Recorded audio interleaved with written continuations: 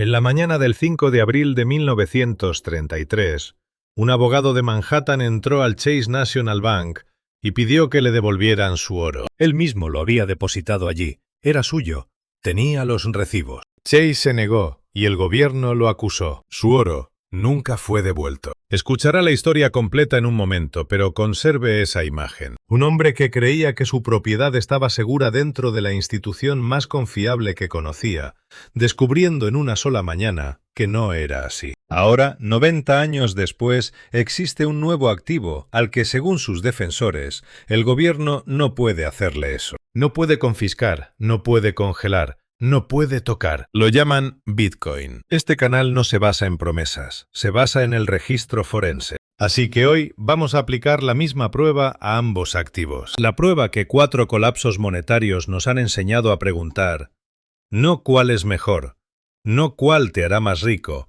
sino cuál te protege realmente cuando el sistema se vuelve en tu contra. Antes de continuar, nada en este vídeo es asesoramiento financiero. Este canal examina el registro histórico. Lo que usted haga con ese registro es su decisión. Investigue por su cuenta, consulte a un asesor calificado antes de realizar cualquier inversión. Aquí somos historiadores, no corredores. La prueba de 4 colapsos monetarios: la devaluación romana, la inundación de plata de España, la crisis del dólar de los años 70 y la confiscación de oro estadounidense de 1933. Podemos extraer 5 criterios que todo depósito de valor serio debe superar. No pruebas teóricas, sino históricas. Prueba 1. ¿Sobrevive a la confiscación gubernamental? Prueba 2. ¿Sobrevive al colapso de las instituciones que lo respaldan? Prueba 3. ¿Mantiene su poder adquisitivo a lo largo de décadas? No meses, sino décadas. Prueba 4. ¿Funciona sin depender de la confianza en una contraparte? Prueba 5. ¿Puede mantenerse de forma privada completamente fuera del sistema financiero? Hoy someteremos ambos activos a las 5 pruebas y les daré la evidencia, no por animar, sino la evidencia. Prueba 1. Confiscación. El 5 de abril de 1933, Franklin Roosevelt firmó la Orden Ejecutiva 6102. Ya conocen esta historia si vieron el vídeo sobre la confiscación de oro, pero permítanme contarles la parte que la mayoría de la gente omite. Un abogado de Manhattan llamado Frederick Barber Campbell había depositado 27 lingotes de oro en el Chase National Bank. Cuando la orden ejecutiva entró en vigor, regresó a Chase y pidió su oro. Se negaron. Él los demandó. El gobierno lo acusó al día siguiente, tras una sesión de gran jurado de 18 minutos. 18 minutos para acusar a un graduado de Derecho de Harvard por el delito de querer recuperar su propia propiedad. El fiscal principal era un joven fiscal asistente de Estados Unidos, llamado Thomas Dewey, quien más tarde se postularía 2 veces a la presidencia. El oro de Campbell nunca fue devuelto. Así es como se ve la confiscación cuando el gobierno apunta al oro que se encuentra dentro del sistema financiero. Ahora la pregunta crucial que la audiencia en casa ya se está haciendo. ¿Qué pasó con el oro que no estaba en el banco? Milton Friedman y Anna Schwartz estimaron en Una historia monetaria de los Estados Unidos, que no es un folleto de un comerciante de oro, sino la historia monetaria más rigurosa jamás escrita, que solo 1 de cada 4 estadounidenses que poseían oro lo entregó realmente. 1 de cada 4. Los otros 3 no hicieron nada. No hubo búsquedas puerta a puerta ni redadas domiciliarias. El gobierno obtuvo el oro que podía ver. El oro que no podía ver se quedó exactamente donde estaba. Esa es la primera lección forense de 1933. No que el oro pueda ser confiscado, sino que solo puede ser confiscado cuando es visible para el sistema. Ahora sometamos a Bitcoin a la misma prueba. El gobierno de los Estados Unidos ha incautado enormes cantidades de Bitcoin. De Silk Road, el hackeo de Bitfinex, James John, quien escondió una fortuna en una lata de palomitas de maíz debajo del suelo de un baño en Georgia. En todos los casos, obtuvieron las monedas no rompiendo el cifrado, sino porque alguien dejó las claves en una unidad en la nube, tenía un portátil abierto, o porque el rastro del dinero llevó directamente a un exchange donde la identidad ya estaba registrada. El cifrado no ha sido roto. Los humanos que tenían las claves cometieron errores, Pero hay una diferencia crucial entre el oro y el Bitcoin en esta prueba, y es enormemente importante. Cuando el gobierno de Estados Unidos quiso encontrar el oro de Frederick Campbell, necesitó asaltar el Chase National Bank, una ubicación física, una institución conocida. Cuando un gobierno quiere restringir Bitcoin, no necesita encontrar nada. Simplemente puede cortar los exchanges, los procesadores de pago, los lugares donde Bitcoin se encuentra con la economía ordinaria. No puede confiscar tu Bitcoin si tú mismo tienes las claves privadas. Eso es técnicamente cierto, pero puede hacer que tu Bitcoin sea difícil o imposible de convertir en algo que puedas gastar. Hay una frase en la comunidad Bitcoin que lo resume exactamente. No tus claves, no tus monedas. Autocustodia. Bitcoin guardado en una cartera de hardware con claves privadas conocidas solo por ti y que nunca ha sido confiscado criptográficamente. Oro guardado en un banco, visible, confiscable. Oro enterrado en un patio trasero, invisible, dejado en paz. Bitcoin en un exchange, visible, confiscable. Bitcoin en autocustodia con una clave memorizada, invisible, dejado en paz. El mecanismo es idéntico, el instrumento es diferente. Ambos activos pasan la prueba 1 con la misma condición adjunta. El activo que el gobierno puede ver es el activo al que el gobierno puede acceder. Ambos o ninguno, dependiendo enteramente de lo que hagas con ellos. Prueba 2. Colapso institucional. Constantino estableció el sólido romano a principios del siglo IV. El Imperio Romano de Occidente colapsó 150 años después. El sólido siguió circulando durante casi 1000 años. Después de eso, los comerciantes árabes lo llamaron el dinar. Los venecianos lo copiaron como el ducado. La moneda cambió de nombre. El oro dentro de ella no. El oro físico no requiere ninguna institución para funcionar. Ni gobierno, ni exchange, ni internet, ni electricidad. Es el único activo que nunca, en la historia registrada, nunca ha llegado a cero, ni una sola vez. En ningún lugar. Bitcoin nació del colapso institucional. Satoshi Nakamoto publicó el libro blanco de Bitcoin en el otoño de 2008, 6 semanas después de que Lehman Brothers se declarara en bancarrota. El bloque Génesis, el primer bloque minado, llevaba incrustado un titular de periódico. Canciller al borde de un segundo rescate para los bancos. Bitcoin fue diseñado como respuesta exactamente al tipo de fracaso institucional que este canal documenta. Pero aquí está la pregunta que el registro forense nos obliga a hacer.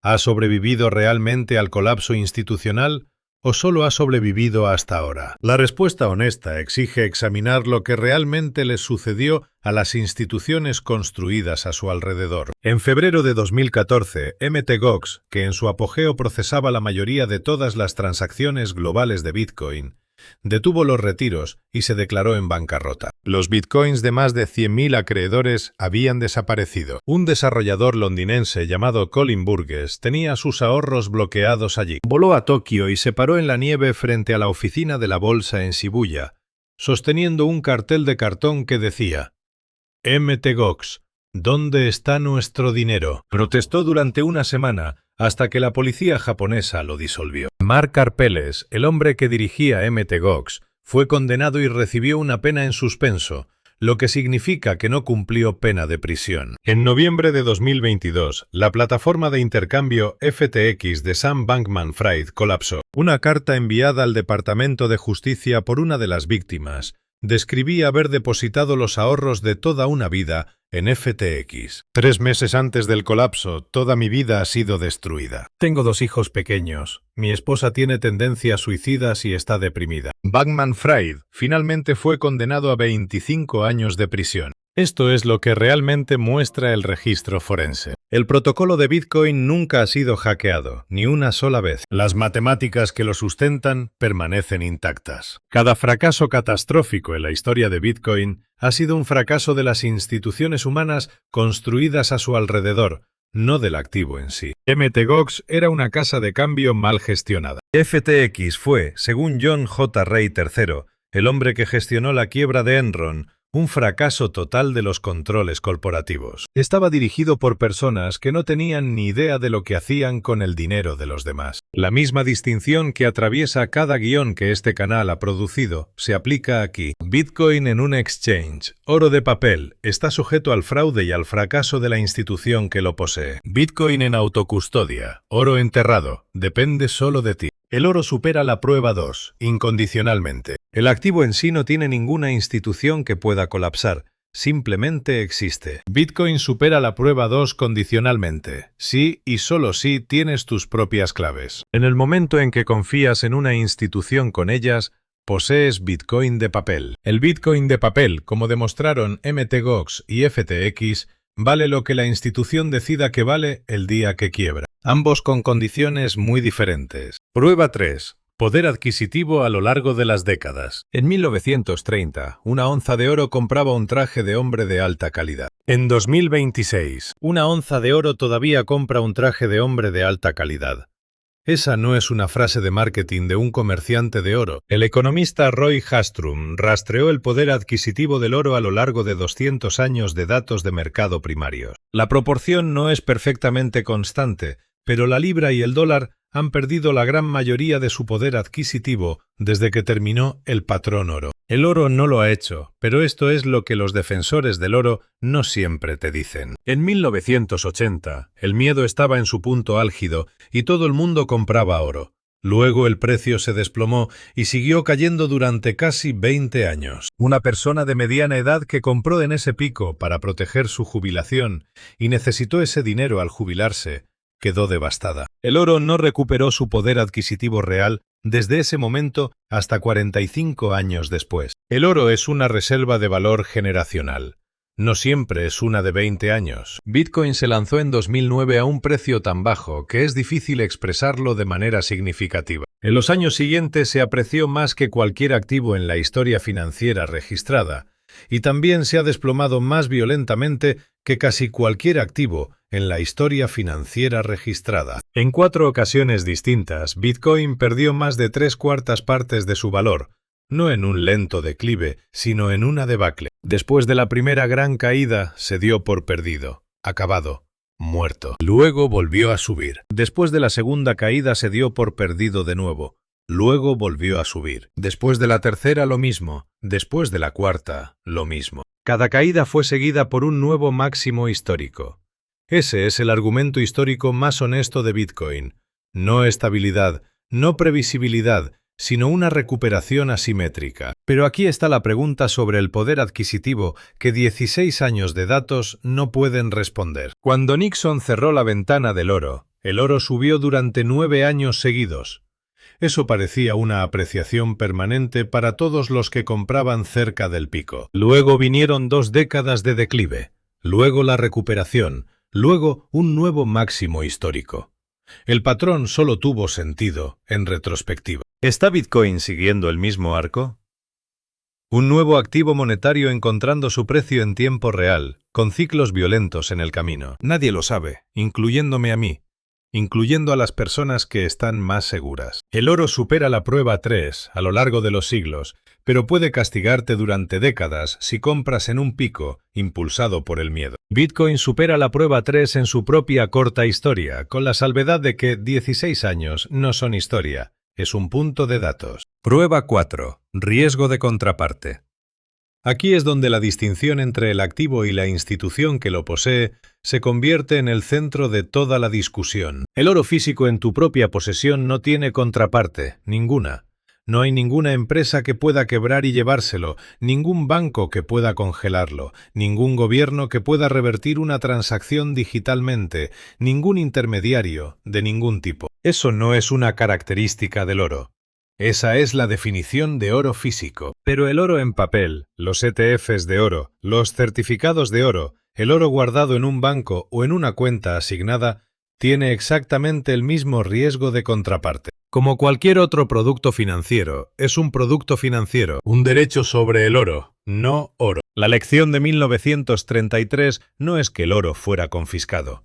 La lección es que los derechos en papel sobre el oro fueron confiscados, y el oro físico que no tenía rastro documental no lo fue. Frederick Campbell tenía un recibo. El gobierno lo encontró. Los estadounidenses que no dijeron nada, escondieron sus monedas y no guardaron registros. El gobierno no encontró nada. Ahora, Bitcoin. El protocolo de Bitcoin en sí mismo no tiene contraparte.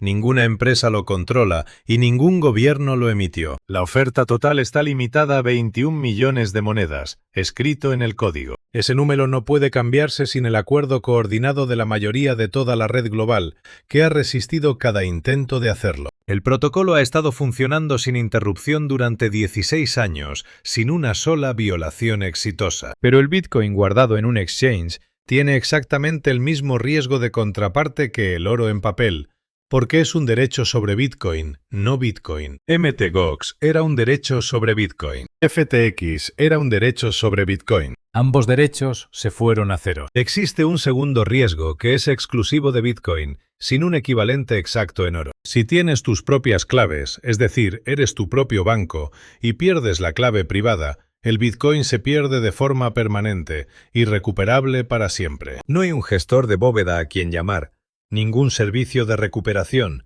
ninguna autoridad central que pueda anular la encriptación. Una parte significativa de todo el Bitcoin que ha existido, se cree que el 20% está permanentemente bloqueado detrás de contraseñas perdidas y claves olvidadas, sellado por una matemática que nadie puede romper, que nadie gastará jamás. Hay un programador llamado Stefan Thomas, a quien se le pagó en Bitcoin en 2011, por crear una explicación animada de lo que era Bitcoin. Guardó las claves privadas en una unidad USB encriptada.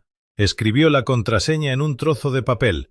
Perdió el papel. La unidad permite solo 10 intentos de contraseña antes de encriptar permanentemente su contenido. Ha usado 8. Le quedan 2 intentos. En el pico de Bitcoin, esa unidad bloqueada contenía una fortuna lo suficientemente grande como para cambiar cada aspecto de su vida. Todavía no ha intentado los 2 intentos restantes. No se atreve. Ese es un riesgo sin equivalente histórico en oro. El papel se quema, la bóveda se inunda, pero el oro permanece. Ambos activos pasan la prueba 4. Sí, y solo si, mantienes el activo en autocustodia directa. Ambos fallan en el momento en que una institución se involucra. El oro falla con un custodio. Bitcoin falla con un custodio o una clave perdida. Prueba 5. Fuera del sistema. La prueba 4 trataba sobre las personas que custodian tu activo. La prueba 5 trata sobre el entorno que te permite usarlo. El oro ha sido reconocido como valioso en cada civilización humana en la historia registrada, sin excepción. No existe ningún caso documentado de una sociedad que encontrara oro y no comprendiera su valor. El oro no requiere electricidad, no requiere internet,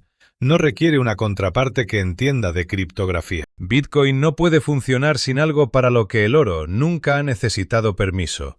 No de un custodio, ya lo vimos, sino del entorno legal y regulatorio que determina si Bitcoin puede convertirse en algo gastable. Si a los bancos que lo conectan con la economía del dólar se les permite operar, si el gobierno de turno decide que la infraestructura que lo rodea permanezca abierta o se cierre discretamente. El oro ha sido aceptado como pago en cada civilización en la historia registrada, sin necesidad de permiso gubernamental, sin aplicación, sin intercambio, sin cuenta bancaria. Una moneda es una moneda. Su peso habla por sí mismo. Bitcoin requiere un entorno donde comerciar con él sea legal, donde la infraestructura para usarlo permanezca abierta y donde alguien, al otro lado, pueda recibirlo sin riesgo para sí mismo. Esa última condición es la que el gobierno de Estados Unidos puede controlar sin tocar una sola moneda. En 2023, los reguladores federales lanzaron lo que la industria cripto llamó Operación Choke Point 2. Los reguladores bancarios enviaron directrices informales a los bancos,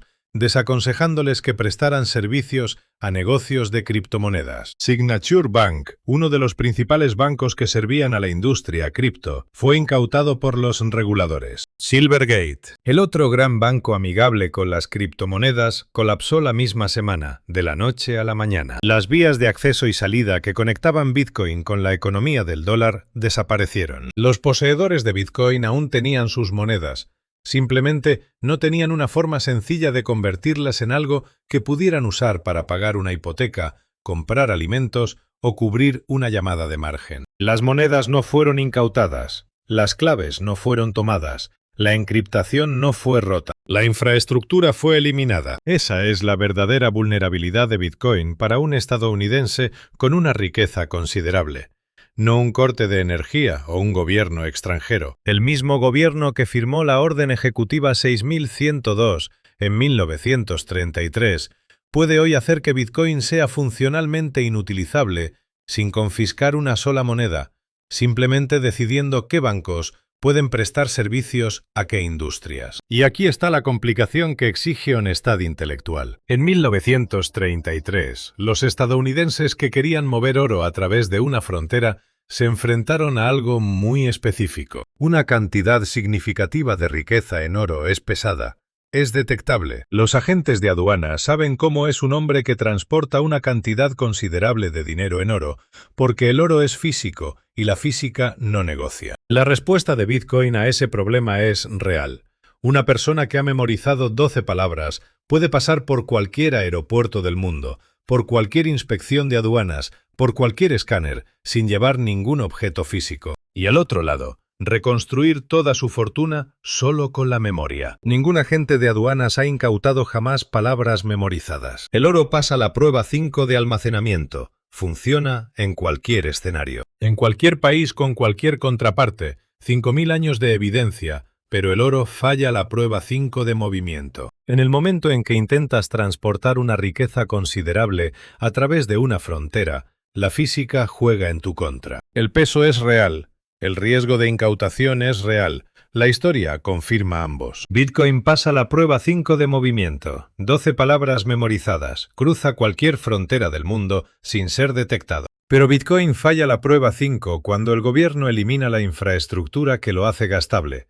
No por la fuerza, sino cortando discretamente el acceso a los bancos que lo sirven. Las monedas permanecen. La utilidad desaparece. Ninguno de los dos activos cumple ambas condiciones. Cada uno cumple la que el otro no. La pregunta no es cuál pasa, la pregunta es con qué fallo puedes vivir. Lo que los bancos centrales te están diciendo. Hay una señal que vale más que la opinión de cualquier individuo.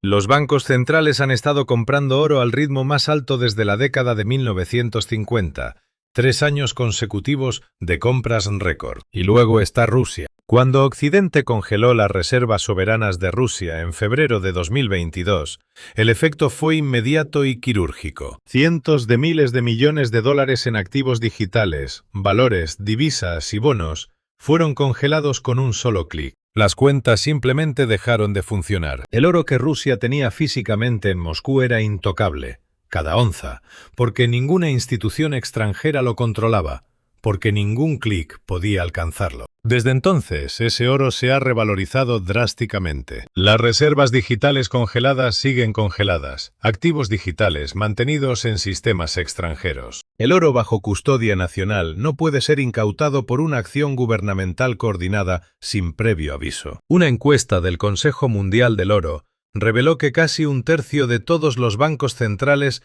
tienen la intención de aumentar sus reservas de oro en el próximo año, la cifra más alta desde que comenzó la encuesta. Ni un solo banco central en el mundo ha adoptado formalmente Bitcoin como activo de reserva. Hay una excepción que vale la pena mencionar y examinar cuidadosamente. En 2021, El Salvador se convirtió en el primer país del mundo en adoptar Bitcoin como moneda de curso legal, con aceptación obligatoria y carteras respaldadas por el gobierno. Fue una apuesta presidencial por un nuevo sistema monetario. 4 años después, bajo la presión del Fondo Monetario Internacional como condición para un acuerdo de préstamo, El Salvador lo rescindió discretamente. Bitcoin fue degradado de moneda de curso legal a voluntaria. El experimento duró un mandato presidencial. Estados Unidos mantiene una reserva estratégica de Bitcoin, construida enteramente a partir de monedas incautadas en procesos penales. La Reserva Federal no posee Bitcoin. Los bancos centrales mantienen oro como capital de primera categoría, según las normas bancarias internacionales. Bitcoin no tiene tal clasificación. Las personas con más información, los horizontes temporales más largos y más que perder, siguen eligiendo el oro. Eso es un dato, no es un veredicto. La pregunta que la historia aún no puede responder es la cuestión sin resolver. Frederick Campbell tenía su oro en una bóveda. El gobierno encontró el rastro documental y se lo llevó. Stephen Thomas tiene sus bitcoins en una bóveda. Creó la contraseña, la perdió y no puede sacarlos. Esta es la verdadera lección de ambas historias. La misma lección. Que ninguna reserva de valor es más segura que el sistema o la persona encargada de custodiarla. El oro ha perdurado más que cada imperio, cada moneda, cada gobierno que intentó controlarlo. El sólido circuló durante siglos después de la caída de Roma. Las matemáticas del oro no requerían nada de la historia para seguir funcionando. Bitcoin ha sobrevivido a caídas que habrían acabado con cualquier otra clase de activo y se ha recuperado de todas ellas. El protocolo nunca ha sido vulnerado, pero nunca ha sobrevivido a lo que el oro ha sobrevivido.